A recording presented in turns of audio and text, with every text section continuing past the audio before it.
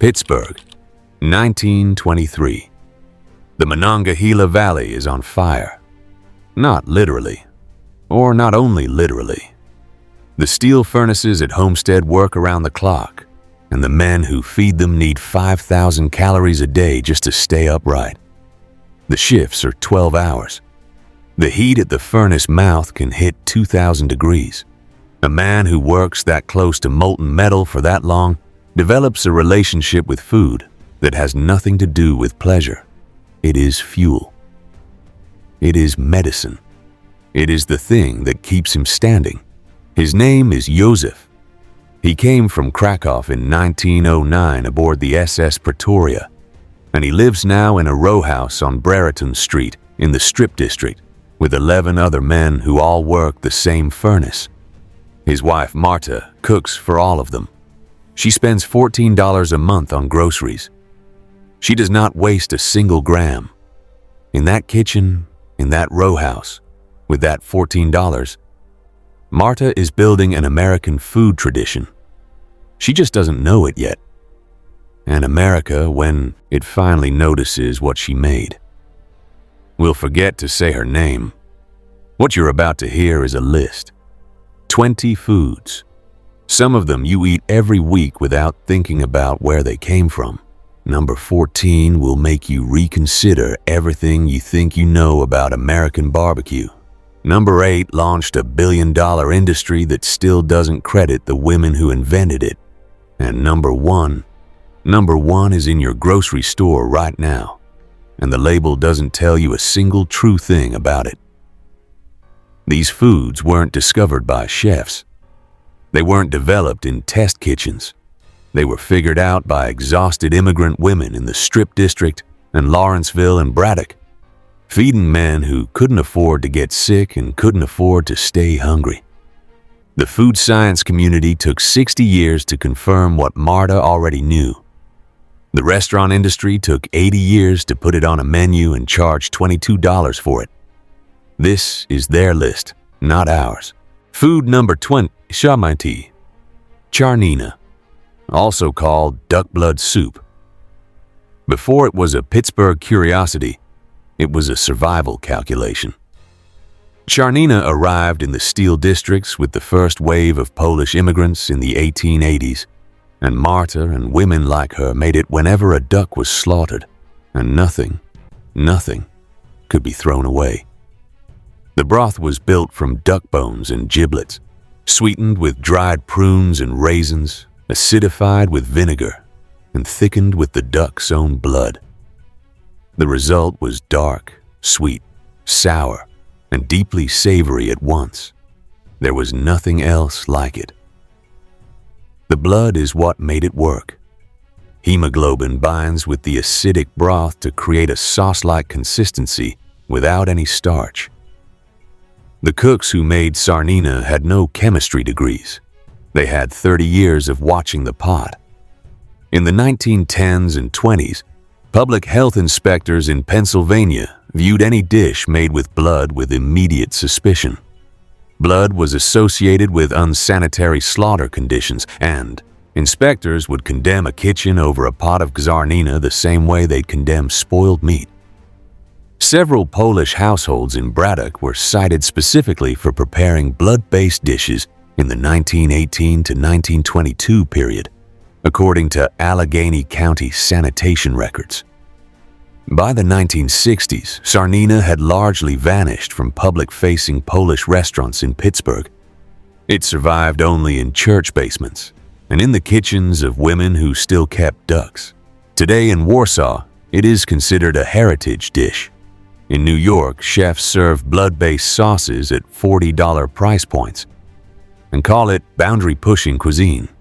It was boundary-pushing, just not the boundary they mean. Food number 19, kapusniak, also called sauerkraut soup. In the Steel District winter of 1931, the worst winter of the Depression, a bowl of kapusniak cost almost nothing to make and kept a family from collapse. The base was sauerkraut brine, simmered with pork bones, barley, onions, and whatever root vegetables survived in the cellar. The brine was the point. It was acidic, briny, deeply savory, and loaded with naturally occurring probiotics from the fermentation process. Polish steelworkers drank kapuzniak before morning shifts the way a modern athlete drinks electrolytes. They didn't have the word for what they were doing, but they understood that men who ate fermented foods got sick less often, healed faster from burns, and stayed mentally sharper through the end of a 12-hour shift. The lactobacillus cultures in sauerkraut brine were doing work that no one had a name for yet. Food number 18, żurek, also known as sour rye soup. Żurek is made from a starter, rye flour fermented with water and garlic for 3 to 5 days until it sours. That soured liquid becomes the base of a soup built with hard-boiled eggs, white sausage, horseradish, and marjoram. The result is simultaneously sour, creamy, and herbaceous in a way that no single ingredient explains. It is greater than its parts. In Pittsburgh's Polish parishes in the 1920s and 30s, żurek was the Easter soup, prepared in the days before the holiday and eaten at the breaking of the Lenten fast. The women who made it maintained their starters for years, sometimes decades, handing the culture from mother to daughter the same way a San Francisco bakery hands down its sourdough mother. The flavor complexity that developed over time in a well-maintained żurek starter was not replicable with commercial yeast. It never will be. The Steel District food tradition doesn't look like poverty cooking when you understand what it was doing. These soups weren't thin because resources were scarce. The thinness was engineering. A high-water, high-acid, high-ferment diet kept men functional in conditions that should have destroyed them. Industrial occupational medicine would eventually identify heat stress, mineral depletion, and gut inflammation as the primary health threats to furnace workers. The Polish kitchen had already built a diet that addressed all three. No grants, no studies, no recognition. Food number 17, kielbasa. Not the smoked ring in plastic vacuum packaging at the supermarket. That is a distant industrial cousin of what Polish butchers on Penn Avenue in Pittsburgh's Strip District were making by hand through the 1940s. Fresh kielbasa was ground pork shoulder and back fat, seasoned with garlic, marjoram, and black pepper, stuffed into natural casings, and either roasted immediately or smoked over hardwood for preservation. The texture was coarse. The fat content was high. The garlic was present in quantities that modern food production would consider aggressive. The garlic was functional. Allicin, the compound released when garlic is crushed, has demonstrable antimicrobial properties. Polish sausage makers in the pre-refrigeration era understood, through accumulated observation, that garlic-heavy sausages stayed edible longer than lightly seasoned ones. They didn't call it allicin. They called it not getting sick.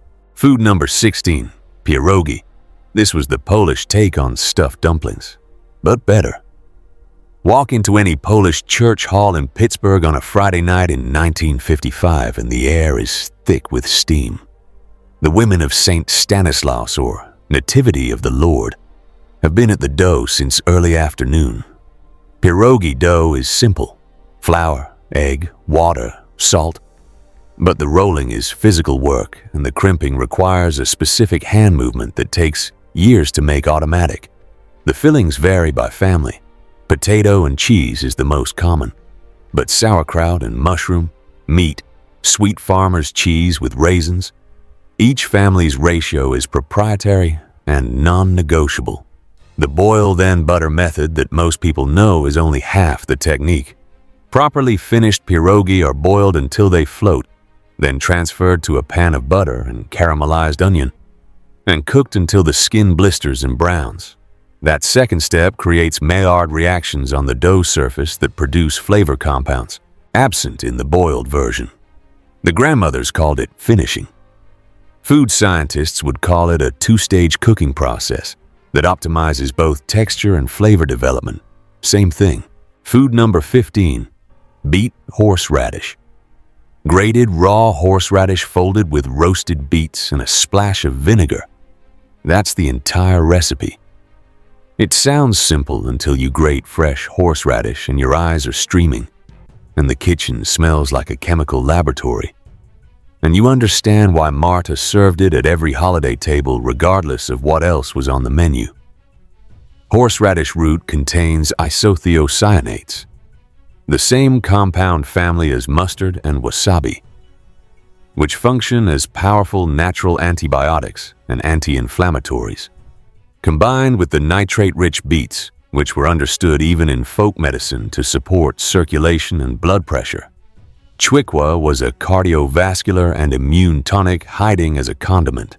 Men who spent 12 hours inhaling particulate matter and radiant heat from an open furnace were eating something that may have genuinely prolonged their working lives. Food number 14, grochówka. This was essentially split pea soup with smoked meat. 2 pounds of dried yellow split peas, 1 smoked ham hock, 1 onion, 3 carrots, salt and marjoram. Simmer for 3 hours until the peas dissolve into a dense, smoky yellow-green mass that a spoon stands up in. This is grochówka. In the Steel District boarding houses of Homestead and Braddock in the 1920s, it appeared on the table twice a week. It cost roughly 11 cents per serving to produce. It delivered approximately 22 grams of protein, complex carbohydrates for sustained energy, and enough iron to matter. The smoked ham hock was doing something the boarding house cooks understood intuitively. The smoking process produces compounds that break down in the long broth, creating flavor complexity that fresh pork cannot match. The slow simmer extracts gelatin from the bone, giving the soup a body that was deeply satisfying in a way that felt, to men burning 4,000 calories a day, like something vital. There is a consistent pattern in how Polish Steel District food disappeared from the American mainstream. The foods that required the most time, fermented starters, slow-simmered broths, hand-formed dumplings, were exactly the foods that delivered the most nutritional and flavor complexity. Industrial food production optimized for speed and shelf life. It selected against the slow and the complex. What it selected against, it eventually forgot. What it forgot, a generation later, it calls artisanal. The circle is not progress. It's amnesia with better branding. Food number 13, golonka, or braised pork knuckle. In the 1930s, the pork knuckle was the cheapest cut at any Pittsburgh butcher shop. It was also the most technically demanding to cook well. Golonka required a full day. The knuckle was brined overnight in salt, garlic, bay leaf, and juniper berries, then braised for hours in dark beer and aromatics until the collagen in the skin converted to gelatin and the meat fell from the bone. The result, crisp-skinned, fall-apart, deeply savory, is one of the most satisfying things that can be done with cheap pork. The strip district butchers who sold knuckles in quantity knew who was buying them. The Polish grandmothers, always the Polish grandmothers. The juniper berries were not decorative. They contain volatile terpenes that penetrate the pork during brining, contributing to flavor complexity and serving as natural preservatives in the pre-refrigeration cold brine tradition. Food number 12, makowiec, the poppy seed roll.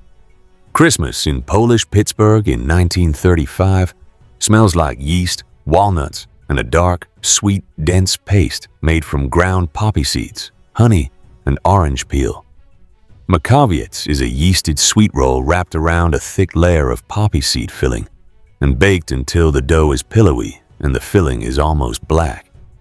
Each family's recipe is a minor theology.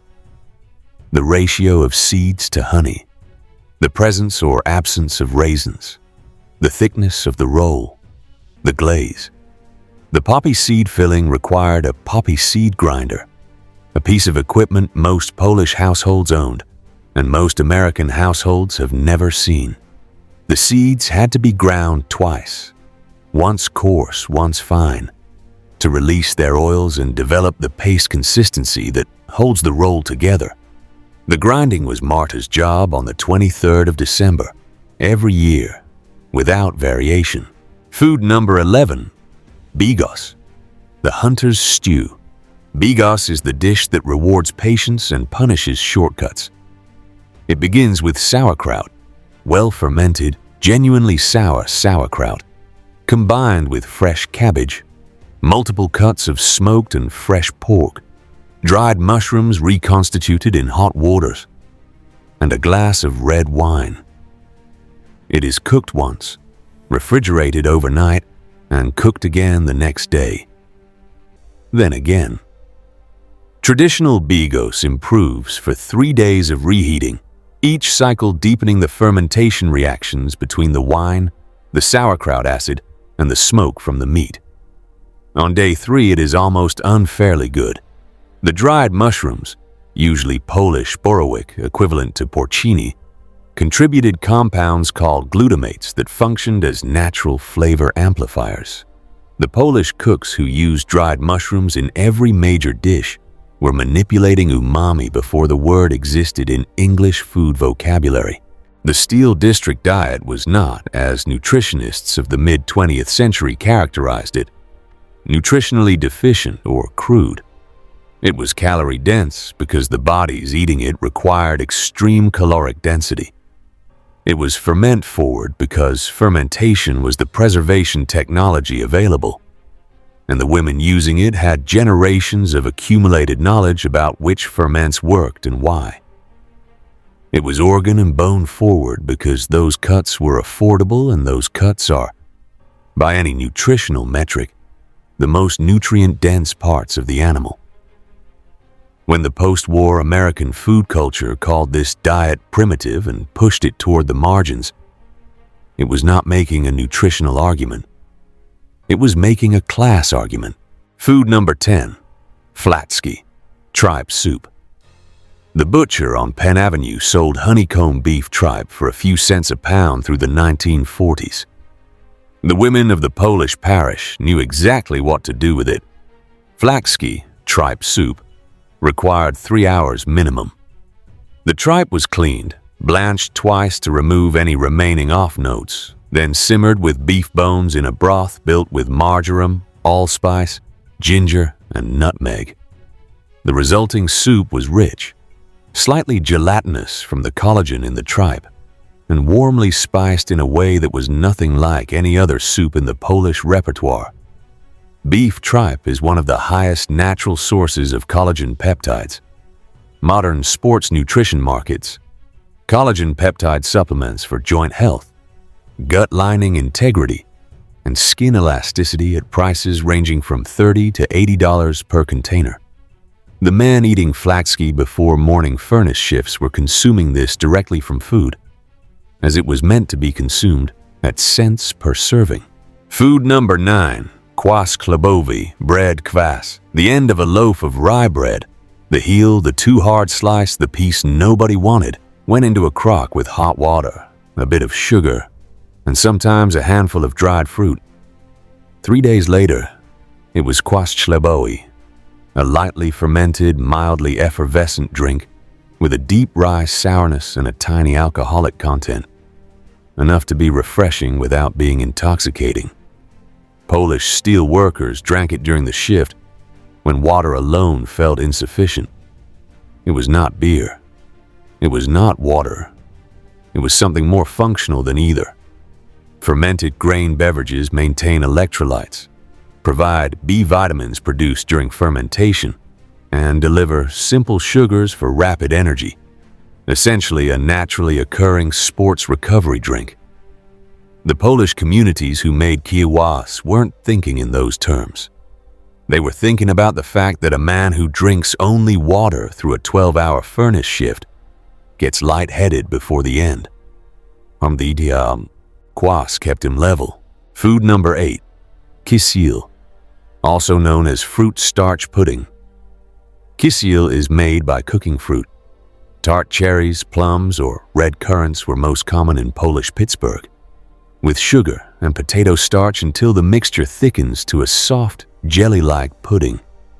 Served chilled, it is light and intensely fruity and satisfying in a way that has nothing to do with fat or richness. It was the dessert when there was no money for cream or eggs or butter. It was also, as it happened, the dessert that children clung to the hardest. Tart cherries, used most commonly in Pittsburgh's Polish kisiel, contain anthocyanins and high concentrations of natural melatonin. Workers eating cherry kisiel in the evenings after shift were potentially benefiting from both anti-inflammatory compounds and improved sleep quality during the short nights between 12-hour shifts. That this was folk medicine and not studied medicine does not make it incorrect.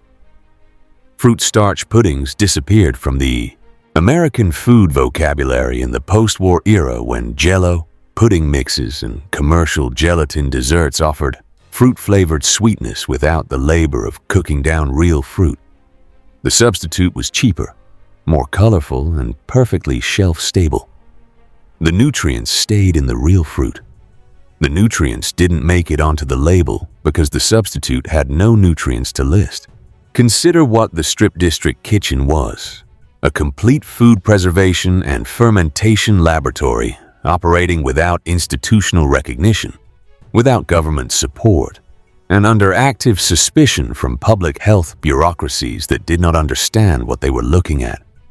The women running these kitchens, Marta and her neighbors and the women in the houses on either side of every Polish block in Braddock, Homestead, McKees Rocks, maintained starter cultures, managed controlled fermentation, executed multi-day cooking processes, and produced food of documented nutritional density on budgets that should have made it impossible.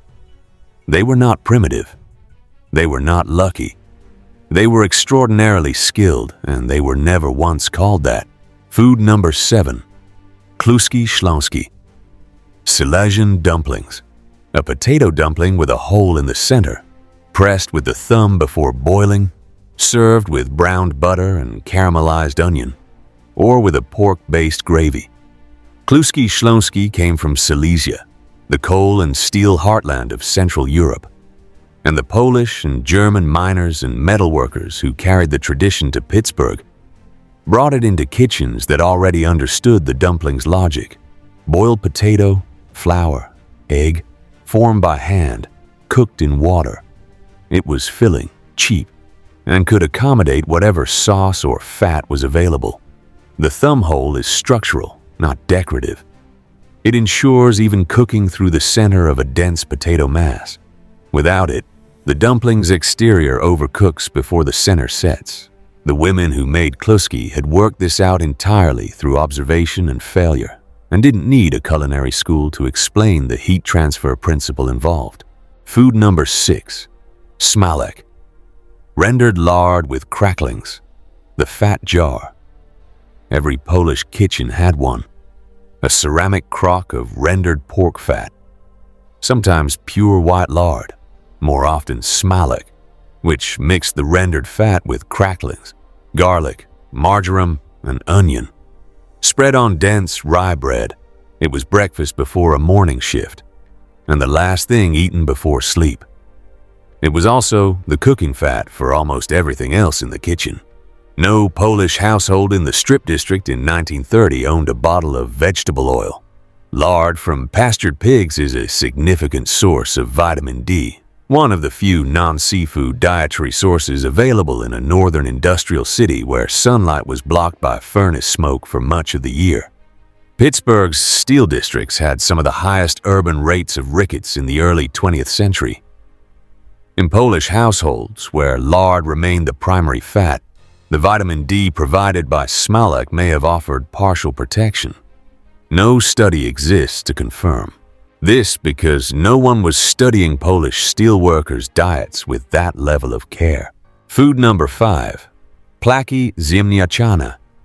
Potato pancakes.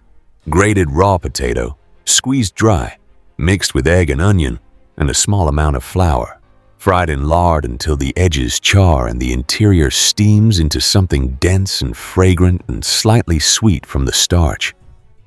Plaki ziemniaczane were made on Fridays in the Steel District, when meat was unavailable due to religious obligation, and the kitchen needed to produce a filling meal from what remained. The potato was always there. The lard was always there. The egg was usually there. That was enough. The technique of squeezing the potato dry is critical. Removing the excess moisture concentrates the natural starches and sugars in the potato, which caramelize on contact with hot fat and produce the crisp, almost lacework exterior that distinguishes a proper plaice from a soggy hash brown. This detail, squeeze the potato, is the entire technique. It requires no equipment. It requires only knowing that it matters. Polish Pittsburgh's food tradition doesn't map neatly onto the categories American food culture eventually created for it. It is not Eastern European comfort food. It is not ethnic cuisine in the sense that phrase is meant to condescend. It is a precision dietary system built for a specific industrial context. 12-hour furnace shifts, extreme heat, high physical demand, limited budgets, no refrigeration. That managed to produce food of extraordinary nutritional complexity and flavor depth. The loss of this tradition is not just a cultural loss. It is a nutritional one. And it was not an accident. It was a series of policy decisions, economic forces, and cultural dismissals made by people who never had to spend 12 hours standing next to a furnace. Food number 4, chleb na zakwasie, sourdough rye bread. The starter lived in a bowl on the shelf, covered with a cloth, fed once a week with rye flour and water. Marta brought it from Kraków, or rather, she brought the knowledge of how to maintain it, and it sat on that shelf in the strip district for as long as she baked. The bread it produced was dense, slightly sour, with a dark crust and a chewy interior that could support a smear of smalak or a slice of kielbasa without disintegrating. It lasted 4 days without going stale. Commercial white bread lasted 2. Sourdough fermentation of rye grain breaks down phytic acid, a compound that binds minerals and prevents absorption. Long-fermented rye bread delivers its iron, zinc, and magnesium to the body in a bioavailable form that unfermented grain cannot match. The women maintaining these starters were producing bread that was measurably more nutritious than the commercial alternatives that would eventually replace it. The nutritional science to prove this wouldn't exist for another 50 years. The bread didn't wait for it. Food number 3, rosoł, clear bone broth. Monday was Rosoł Day in Polish Pittsburgh, not because of tradition, but because Sunday's chicken or beef had produced a carcass that needed to become something. The bones went into a large pot with whole carrots, parsnip, celery root, onion, and parsley, and simmered, not boiled, simmered, for 3 to 4 hours. The restraint of the simmer was deliberate. A hard boil produces a cloudy, slightly bitter broth. A gentle simmer produces something clear and golden and deeply, quietly complex. Marta knew this the way she knew the names of her children. The resulting broth was the base of dozens of dishes across the week. Soups were built from it, sauces were finished in it, rice and kasha were cooked in it. Sick children were fed it. Modern nutritional analysis of long-simmered bone broth confirms elevated levels of glycine, proline, hydroxyproline, and other collagen-derived amino acids. Clinical research has associated these compounds with improved gut lining integrity and reduced systemic inflammation. The Polish grandmother who insisted her chicken broth cured a cold was not wrong. She was just without a mechanism. Food number 2, ogórki kiszone, naturally fermented dill pickles. Not vinegar pickles. Not quick pickles. Ogórki kiszone are pickled the old way. Cucumbers packed into a brine of water, salt, garlic, dill, horseradish leaf, and oak leaf or grape leaf. The tannins in the leaves keep the cucumbers firm and left to ferment at room temperature for 3 to 5 days, then moved to cold storage. The brine goes cloudy as the lactobacillus cultures multiply. The flavor shifts from salty fresh to sour briny complex over 2 weeks. At the peak of fermentation, an ogorek kisoni is a living food, carrying hundreds of millions of lactobacillus organisms per serving. The horseradish leaf and oak leaf were not random additions.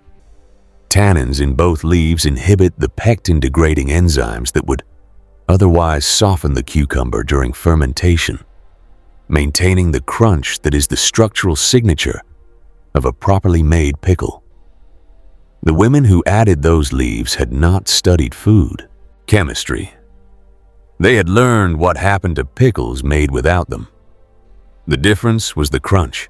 And finally, food number 1, Jitni chleb ze smalcem I cebulo, or otherwise known as rye bread with lard and raw onion. This is not a dish. It is not a recipe. It is the meal. Before the morning shift at the homestead works, before the furnace is lit and the temperature climbs, and the day becomes a question of endurance, Józef sits at the kitchen table in the dark at 5 in the morning and eats this, a thick slice of dark rye sourdough bread, spread with smalak from the ceramic crock, topped with a few rings of raw white onion and a pinch of salt. He eats it standing sometimes. He eats it without speaking. Marta has been awake since 4. There is nothing simpler. There is nothing more complete. The bread provides sustained complex carbohydrates from fermented rye. The lard provides fat-soluble vitamins and caloric density. The raw onion provides quercetin and sulfur compounds that support cardiovascular function and have documented anti-inflammatory effects. The salt replaces what 12 hours of furnace work will sweat out. This is not a meal assembled by accident. This is a meal assembled by generations of people who learned, slowly and through hard experience, what a body needs before it goes to fight a furnace. The health campaigns of the 1950s and 60s took every component of this meal and told Józef's children it was wrong. Lard was dangerous. Dark bread was peasant food. Raw onion was antisocial. The replacement was white toast with margarine, or a bowl of commercial cereal with skim milk, or nothing at all because breakfast was what you grabbed on the way out the door. The steel industry was declining anyway. The meal that sustained it had already been classified as a relic. Józef's granddaughter, who lives in Shadyside and works in tech, had this meal for the first time at 63 years old, at the kitchen table of a Polish cousin who still makes rye bread from a starter that is over 100 years old. She cried. She did not know why at first. Then she understood. She was tasting something that had been waiting for her. Something that had survived the campaigns and the convenience and the cultural embarrassment, and had simply waited in someone's kitchen until someone came back for it. The bread is still there. The starter is still alive. Call your grandmother, or your aunt, or the oldest woman you know who grew up eating food that embarrassed her children. Ask her what her mother made on Monday mornings. Ask her what the kitchen smelled like before a holiday. Ask her what she ate when money was short. Write it down. These recipes are not in cookbooks. They are not on food blogs. They exist in the specific muscle memory of hands that have made the same movement for 70 years, and in the particular ratios that live only in a person's head, because they were never written down. Because who would have thought anyone needed to write them down? They were the food of people no one thought was worth documenting. The food of people whose labor built the infrastructure of this country and whose names are on no plaques and whose recipes are in no archives. Ask before you can't. If your family still makes any of these, the rozo, the kizom, the bagos, the bread, tell us in the comments. Tell us where. Tell us whose recipe. We want to know what survived.